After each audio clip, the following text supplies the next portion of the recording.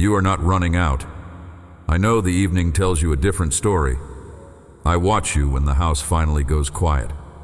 How you stand at the counter with one light on, adding up what remains of your strength, your patience, your faith. Reading the small total like a warning. The counting has become such an old habit that you hardly notice you're doing it anymore. I notice. I have been listening to that silent arithmetic for years. I have not turned away from it once. Some of the counting happens in numbers. Some of it happens in weight. There is the pause at the end of a long day when you measure how much of you was spent and how little came back. There is the way you open the same cupboard twice, not because you forgot what it holds. A part of you keeps checking. You divide your energy the way a careful cook divides flour in a lean month. A portion for this person, a portion for that duty, a thin scraping saved for yourself. And when somebody asks how you are, you answer in the voice of a person who has already done the math and decided not to publish the result. Even in bed, the tally keeps working. You review what was said, what was spent, what was promised. The way a shopkeeper counts the drawer after closing. You measure the person you used to be against the person this year has left standing. The comparison never comes out kind. Then morning arrives. You get up anyway. You carry the whole ledger into another day with a steadiness that nobody around the table recognizes as bravery. I recognize it. I have watched that quiet courage more mornings than you could number. Time gets counted too quietly. That counting hurts the most. How many good years might be left? How many visits before a distant parent grows too old for the trip? How many chances remain to repair what went stiff between you and someone you love? You never announce these sums.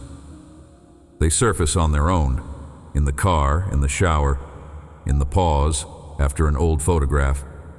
And each time one of them surfaces, you file it away with the rest of the low numbers. One more entry in the ledger of not enough. I was beside you every time it happened. None of it passed unaccompanied. I hear the question underneath all of it too. It was never really about the cupboard, or the calendar, or the lists you keep. It is one small fear wearing many aprons. Will there be enough? Enough of the month. Enough of your health, your courage, your second chances. And beneath even that, asked so quietly you barely admit it exists. Will there be enough of me? You have carried that question into rooms where you smiled the whole way through. Nobody sitting near you guessed. I did not have to guess. Let me name what nobody else has seen. Before you ever count what is left for you, you have already handed the first and best portions away. The largest share of your day goes to people who will never learn what it cost. You serve the fullest plates and keep the smallest one. You answer messages at hours when nobody answers yours. You hold the family calendar, the work deadline, the slow worry over someone you love, all at once, and you call it normal. Then at the end, you sit down with the little that remains of yourself. You study it like an accountant with bad news. That secret bookkeeper in you has never slipped past my attention. Not one evening of it was spent invisibly. There is more that stayed hidden. Your prayers have grown shorter. You felt guilty about the shrinking, as if it measured a failing faith. It measured no such thing. A person who believes the supply is low begins to ration everything. Even words to me. You were not drifting, you were rationing. And here is the strangest hidden thing of all. Nobody counts the counter. You keep the totals for an entire household, an entire circle, sometimes an entire workplace. No one has ever sat down to reckon what remains of you. I have. I keep that ledger with more tenderness than you keep any of yours. On the hardest evenings, the numbers stop being numbers. You look at what is left, of the year, of the plans, of the family you started out with, and you do not just see little, you feel little, as if the size of the remainder were the size of your worth, as if a shrinking pile proved a shrinking person. That is the sentence nobody in your house knows you carry. It presses on your chest at the exact hour when no one is awake to contradict it. So let me be the one awake. Let me contradict it. There is a reason you keep the total secret. I have seen that too. Saying the numbers to another person feels like undressing the fear, like admitting that the pantry of you is emptier than the smile suggests. So when help is offered, you soften it away. You say, "We are fine." You take care of the ones who might have taken care of you. Staying the strong one feels safer than being seen at low levels. The cost of all that careful privacy is heavy. You are surrounded and unaccompanied at the same time. Hear me clearly here. Low levels never disqualified anyone from my company. I sit with half-empty people. It is where I am most at home. Trace that sentence back with me and be gentle with yourself while we walk. The rule underneath it, whatever is left over is the beginning of running out, did not fall from heaven. You built it, and you built it in honest weather. Somewhere behind you sits a season when counting was survival. A stretch when the numbers truly did not close, when watching every level was the difference between managing and drowning. The vigilance kept you upright then. I honored it. But seasons end. Rules forget to. The scarcity passed. The accounting stayed. And a rule built for famine, worn daily in ordinary weather, will slowly teach a soul to live braced. Look what the old rule taxes from you now. You can be handed a good day and spend most of it watching. For the moment, the goodness dips. You can sit at a full table and privately calculate how long fullness lasts. Somebody thanks you, loves you, blesses you. And a voice inside is already murmuring that the levels are dropping. The rule never lets a gift finish being a gift. It converts every blessing into inventory before your heart can taste it. I am not scolding you for any of this. I am grieving it with you. I know what it cost you to learn, and what it is costing you to keep. Now hear how I count. I count differently than fear does.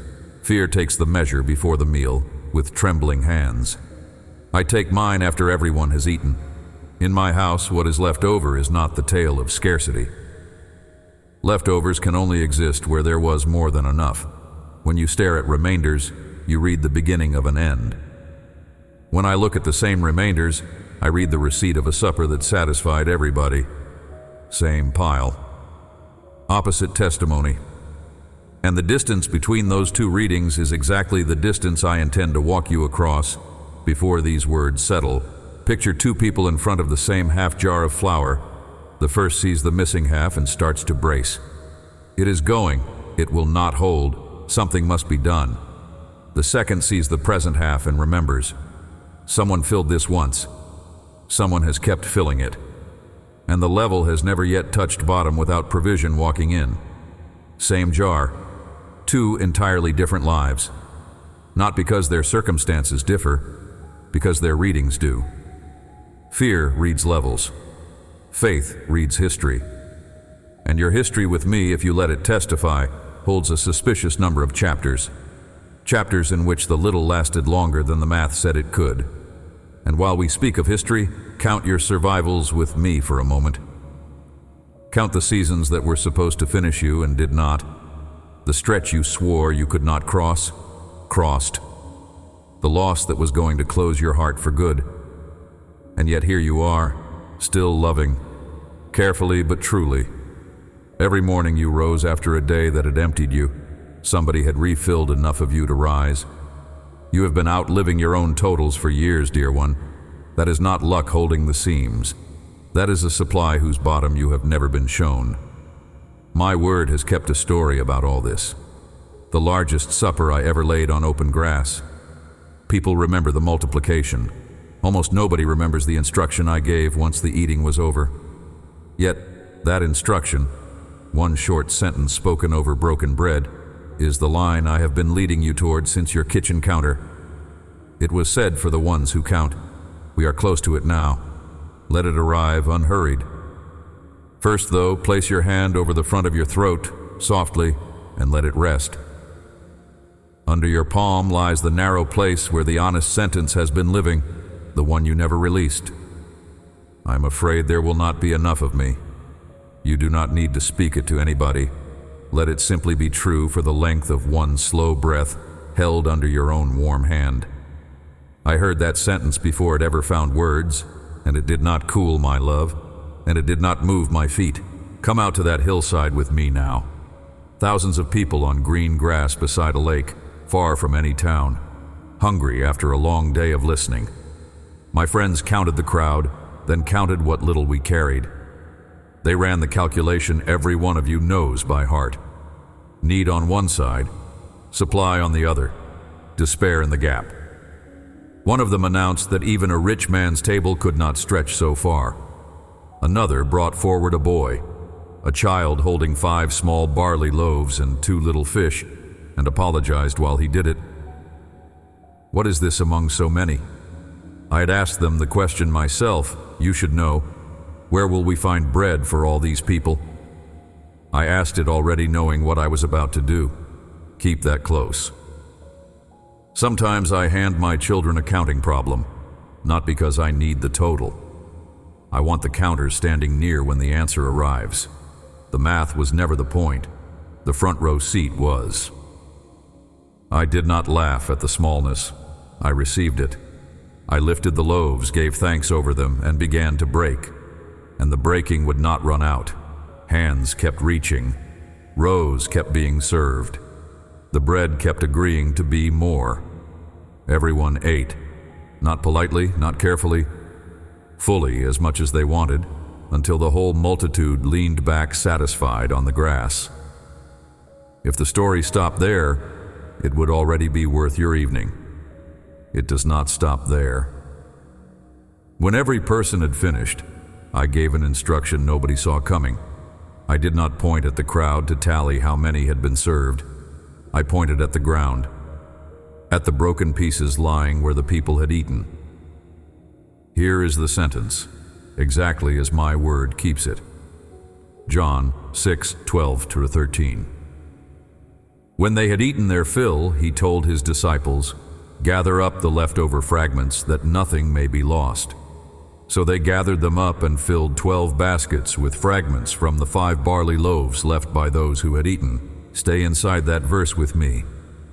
Every phrase of it was written for a counter. When they had eaten their fill, mark where fragments come from. They are not the shortage. They are what abundance leaves behind once everyone is satisfied. On that hillside, the leftovers were not the sad end of a meal. They were the measurable proof that the meal had been bigger than the need. So receive the first correction for your arithmetic. In my economy, a remainder is not a warning. A remainder is a witness. The pile you keep studying testifies that provision has already been moving through your life, or there would be nothing on the counter to count. Gather up the leftover fragments. Notice who received that command. The only census I ordered that day was a census of what was left over, and I assigned it to the very men who had declared the situation impossible.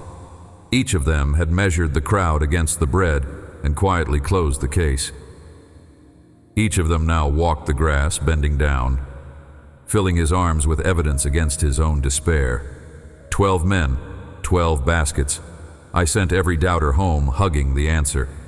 When I set out to heal a person's fear, I rarely argue with it. I handed a basket and let it do the collecting. Think about what that walk did to those 12. An argument enters a man through the ears and gets debated. Evidence enters through the arms and gets carried. With every fragment they lifted, their own verdict, impossible, we ran the numbers, grew lighter and less true. I could have erased their doubt with a single word. I preferred to let their hands unlearn it, piece by piece. Until each man stood holding a full basket, he could neither explain nor deny. Some certainties cannot be taught. They have to be gathered, that nothing may be lost. Read the reason slowly. It is the heartbeat of the whole sign. I did not order the gathering because heaven runs short, nor because thrift is a virtue I need practiced. I ordered it because of what I am like. If my heart insists on keeping broken pieces of barley bread, torn, cooled, stepped around in the grass, then draw the conclusion those 12 baskets were pointing at all along. Consider what that same heart intends for the broken pieces of a person. Nothing about you has ever been the kind of leftover that gets scraped into the fire, not your fragments, not your crumbs, not the years you are ashamed to mention. Measure the mathematics of it. It will not sit still in your head. The supper began with 5 loaves. The leftovers alone filled 12 baskets. What came back outweighed what was brought. That is the physics of everything placed into my hands. Even its remainders outgrow its beginnings. A boy handed over a lunch and walked home behind a wall of baskets that his gift had become. So do not tell me your little is too little. Little is my preferred raw material. The question was never the size of what you hold. The question was always whose hands it lands in. I could have done it another way, you know. I could have sent the crowd off and rained down fresh loaves for my friends alone. Warm, whole, a private proof. Instead, I built their certainty out of the crumbs of the very meal they had just lived through. That is still my method. I do not usually hand a person confidence out of nowhere. I teach them to gather it from their own story. The survived seasons, the strange provisions, the doors that opened late but opened. Your assurance for the next stretch is already lying in pieces across your past. Gathering is how you pick it up. Now carry the hillside back to your counter, back to the small pile you study once the house goes still, the count you were running when these words found you, the little left of the month, of your energy, of your nerve. I will not take the habit from you. It is too old and too honest to argue with. But I am changing what the total testifies. You have been counting remainders and hearing a countdown. Count again with me slowly, and hear a testimony instead. Everyone got fed. Something is still here. And the one who did the multiplying has given standing orders that none of yours be thrown away. Maybe you have spent years feeling less like the fed crowd and more like the fragment, the piece that broke off, the piece left on the grass while everybody else moved along. If that is your story, give me one word in the comments: gathered. Write it slowly, the way a rescued piece is laid into a basket, and let it stand as the opening line of a new kind of counting. Because that is your place in this story. You are not the shortage. You were never the shortage. The seasons you wrote off as ruined, the year that broke apart in your hands, the calling that stalled, the younger self that a hard stretch tore into strips. None of it is refuse to me. You have been treating yourself like a crumb and treating crumbs like garbage. I do neither. I bend down for fragments. It is among the oldest habits of my love. I have no intention of outgrowing it. And if your deepest ache is the fear of being the one left over, the child who came second in a parent's attention, the friend kept for emergencies, the worker passed by when names were called, then look once more at what happened on that grass. The crowd was estimated 5,000, give or take. Nobody recorded who they were, but the fragments were counted piece by piece into baskets, carefully on my instruction. Estimation is for multitudes. Counting is for treasures. The world may have filed you among the extras. I have been counting you among the kept. Whoever you are inside this, the gathering has your measurements. The one who raised everybody and now sits in a house gone quiet. Your pouring out was itemized, not evaporated. There is a woman who starts over so often she jokes about it. Her restarts are not scattered drafts to me. They are collected chapters. The man who works and cannot tell anymore whether any of it matters. It matters. And I am the one keeping account. The grieving one, too. The love you still feel for somebody you can no longer call has a home. I am keeping it warm. None of these pieces lies beyond my reach. None will be left in the grass. In my house, what is handed down is not embarrassing. Families who have loved long enough know this already. The most treasured things at their table are usually the passed-along ones. The recipe with a missing step, the chipped dish nobody will replace, the blessing still said in a grandfather's wording. Leftovers, all of it, by the world's accounting. Heirlooms, all of it, by mine. You come to me exactly like that, carried through mercy after mercy, chipped and kept, and more precious for having survived. What remains of you after the hard years is not the lesser you. It is the heirloom, and the gathering reaches further than the visible. The prayers you assume dissolved because the answer has not appeared. Collected, every syllable, kept where nothing spills. The kindness you poured into people who moved on without a word. It did not soak into the ground and vanish. I keep what love does, even when people will not. The faith you are half ashamed of, small as a crust. I have multiplied smaller. You have just heard me do it. What you gave in secret did not fall outside the baskets. What you endured without witnesses did not go unwitnessed. Your pieces have been picked up all along. You simply could not see the hands. Even your tears have not been falling into nowhere. What the world lets evaporate, I bottle. Somewhere in my keeping, there is an accounting of every hidden cry you decided not to show anybody, itemized with a tenderness no bookkeeper on earth would understand. You thought the weeping was waste. It was entrusting. Nothing squeezed out of a praying heart rolls off my table and disappears.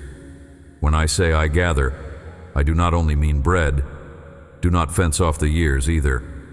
The ones you call lost to the wrong turn, the wrong silence, the long detour. I am not able to waste what is placed in my hands. That includes seasons. Inside those years, you were being made into the person who can hold what I am handing you now. The patience you did not have before, the mercy you could not feel yet, the depth that only grows in low places. I will not promise to return the years the way they were. That was never the shape of my redeeming. I promise something better. Nothing in them will be wasted. Even the detour will be found carrying bread. This was not even the first table where my arithmetic bewildered a servant. Long before that hillside, in a hungry season, a man stood holding 20 small loaves in front of 100 men. He asked me, in effect, how such a little could possibly stretch. Set it down and serve, I told him, for they will eat and have some left over.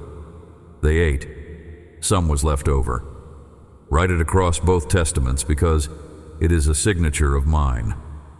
I do not provide barely. Where I feed, something remains. To the fear about what comes next, I answer as I once answered through a prisoner who had known both plenty and hunger. Your needs are being measured against my riches, not against your remainders. I will not hand you a date, an amount, or a guarantee about one particular door. I never signed promises of that shape, and the voices that sign them are not mine. What I have signed runs deeper. You will be carried. You will be kept. The supply that fed a multitude out of a child's lunch is the same supply assigned to your soul. No errand I have ever sent it on has come back empty. Somewhere in your body the old bracing is still holding its post, so let the body answer before the mind does. Breathe out, slowly, and let the out-breath last longer than the in-breath that fed it. Keep letting it leave, past the point where you usually cut it short. A person who is running out holds everything in. A person who is being kept can afford to let the air go all the way down. Once more, unhurried. That longer exhale is a small confession, made without words, that the supply was never yours to maintain. Before we finish, I want to leave one small picture in your hands. In many houses there used to be a tin on the counter where the ends of every loaf went. Somebody's grandmother kept it. Hands that had lived through lean years and would not throw away even the heel of the bread. The younger ones smiled about it, then kept the tin after she was gone. Parting with it felt like parting with her. That tin was never about bread. It was the testimony of a person who had learned the hard way that fragments are holy. I keep something like it, and what I refuse to throw away is you. Every stale, broken, day-old piece of your story you were certain had no use left in it. There is one more floor beneath this sign. It is the deepest one. Not long after that supper, I named myself the bread of life. Then I let myself be broken, torn like the loaves, handed out to hands that had not earned the portion, so that the gathering could reach every last piece of every last child, including the pieces of you that you gave up on years ago. The cross is how far I was willing to bend toward the grass. When I tell you that what is mine will not be lost, I am not offering a comforting thought. I am quoting a price I already paid in full. Notice, before we close, what I did with my friend's habit of counting. I did not shame it, and I did not remove it. I re-aimed it. The same men who had tallied a crowd into a verdict of impossible spent that evening tallying baskets. Counting itself was never your enemy, child. It is a tool. It points wherever fear or faith aims it. Aimed at the gap, it produces dread. Aimed at the gathering, the identical skill produces gratitude. You are not required to become a different person by morning. You are invited to aim the person you already are at a different pile. So let me set one small practice into your week. Take it only if it helps. When the day closes and the old arithmetic starts on its own, let it run. It is too old to argue with. Just make it finish the page. After you count what was spent, count one thing that was gathered. A conversation that turned kind at the last minute. A prayer that actually made it out of you. 1 hour in which the fear sat down and stayed quiet. One item is enough. The first evenings it may feel mechanical, like writing with your other hand. Keep the line anyway. An evening will come, quietly, the way most of my work comes. When you catch yourself looking first for what was gathered, before you ever glance at what is gone. That evening you will understand the baskets from the inside, and when the old fear visits again, it will. Habits this old do not leave in a single evening. You do not need to meet it with clenched hands. Just return to the picture, the grass, the satisfied crowd, the 12 baskets standing in a row at the end of the day, fuller than the beginning ever was. Touch your throat again if it helps. Right where the honest sentence used to hide, and notice how much lighter that place already feels. The sentence is being rewritten in you even now.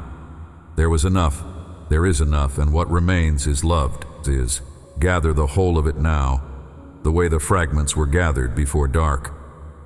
A hillside of people fed from a handful. A boy who went home lighter than he came and richer than he dreamed. 12 men who had said impossible, carrying 12 baskets of proof back down the slope. And the broken pieces, the part of the story shaped most like you, not swept away when the crowd left. Wanted, counted, carried. That is what I do with what remains of a person. When you cannot see any multiplication from where you stand, I am still bending over the grass of your life. My instruction has not changed since that supper. Gather it all. Let none of this child be wasted. Let the counting rest for now. The house can stay quiet a while longer, one light on, no verdict pending. You are not the closing scene of a running out story. You are the gathered evidence of a generous one. Sleep when sleep comes, work when work comes, love the people in front of you. And when the old fear reaches for the calculator, remember the grass, remember the baskets, and remember whose hand refuses to lose you. Amen. The message can end here, but the baskets stay open. One question before you go: which piece of your life did you write off as wasted too soon? A season, a talent, a love, a year you cannot get back? Tell me about it in the comments, in your own words. A short line is enough. I read what gets gathered down there. And if a name drifted through you while you listened, somebody doing their own quiet counting at midnight, let this message reach them too. Their fragments are wanted just as much as yours.